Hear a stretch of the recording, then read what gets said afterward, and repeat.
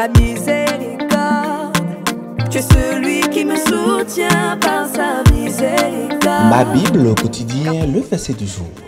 Matthieu chapitre 5, le verset 7, je cite. Heureux les miséricordieux, car ils obtiendront miséricorde. Fin de citation, glorifions le Seigneur.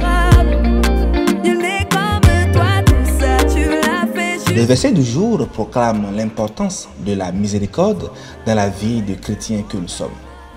Bien-aimés, le texte du jour est extrait du discours des béatitudes où Jésus a enseigné sur les montagnes. La béatitude commence par décrire les caractéristiques des bienheureux dans le royaume de Dieu. Avant notre verset du jour, le verset 7, Jésus a déjà déclaré « Bienheureux ceux qui sont pauvres en esprit, qui pleurent, qui sont doux, qui ont faim et soif de la justice, qui sont purs de cœur et qui sont pacificateurs. » Et notre verset du jour déclare que « Heureux les miséricordieux car ils obtiendront miséricorde ». Le mot-clé ici dans le verset est « miséricordieux ».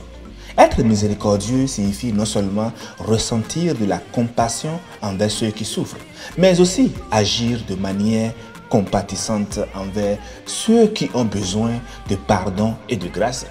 En clair, le verset du jour nous appelle à adopter une attitude de miséricorde envers nos prochains, à être prêt à pardonner, je m'attelle à être prêt à pardonner, à montrer de la compassion et à offrir de l'amour à ceux qui en ont besoin. L'idée sous-jacente est que notre relation avec Dieu et notre expérience de sa miséricorde dépendent de la manière dont nous traitons les autres.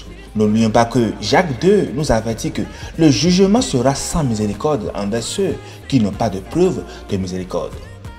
En fait, chers amis, la parole de Dieu nous rappelle constamment le cœur est le lieu central de notre vie spirituelle, mais aussi naturelle. Proverbe 4, verset 23 nous dit ceci. Par-dessus tout, veille soigneusement sur ton cœur, car il est à la source de tout ce qui fait ta vie. Dès notre jeune âge, chers amis, nos cœurs sont l'objet de blessures de toutes sortes. Abandon, rejet, abus, négligence, maltraitance. L'ennemi profite de ces situations pour nous faire croire à des mensonges sur nous-mêmes, notre identité, mais aussi sur Dieu.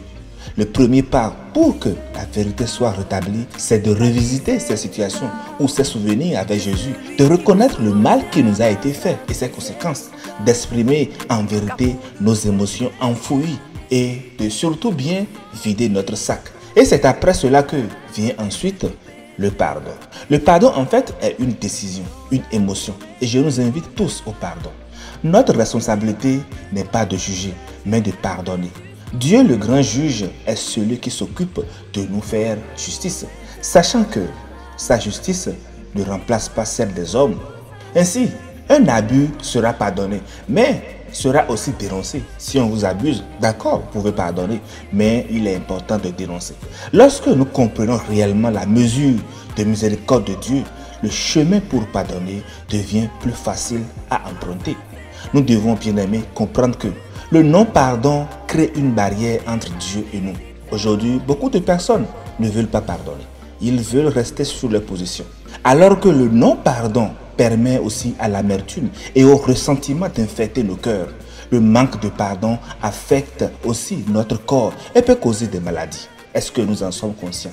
Je vous invite encore à pardonner. Si vous avez des choses qui logent dans votre cœur aujourd'hui, en ce mois de décembre, je nous invite tous à se pardonner mutuellement.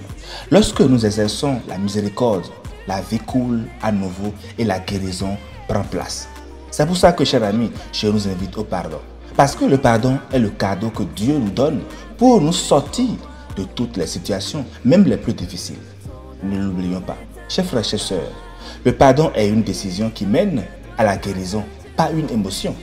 Bonne méditation et agréable semaine à toutes et à tous sous la miséricorde de Christ Jésus. Alléluia chez vous.